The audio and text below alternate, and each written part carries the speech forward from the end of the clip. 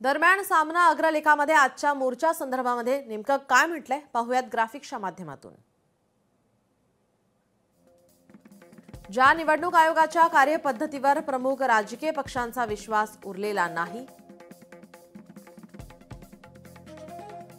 त्याच्या हाती निवडणुकांची सूत्रे असणे हा राष्ट्रद्रोहासारखा गुन्हा आहे।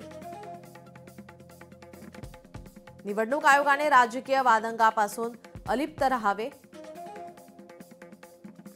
सध्याचा निवडणूक आयोग राजकीय खेळातील वजीर बनला आहे। आपला निवडणूक आयोग लोकांच्या आदराला आणि विश्वासाला पात्र राहिलेला नसेल तर अशा आयोगाला भंगारात फेकून देण्याची हीच वेळ आहे। महाराष्ट्रातील सर्व पक्ष त्यासाठी एकवटले आहेत। पडेल ती किंमत मोजू आणि लोकशाही वाचवू, संविधान वाचवू। सत्य हाच भारतीय संविधानाचा आधार आहे। त्या सत्यासाठी निवडणूक आयोगावर निघालेला प्रचंड मोर्चा क्रांती घडवेल।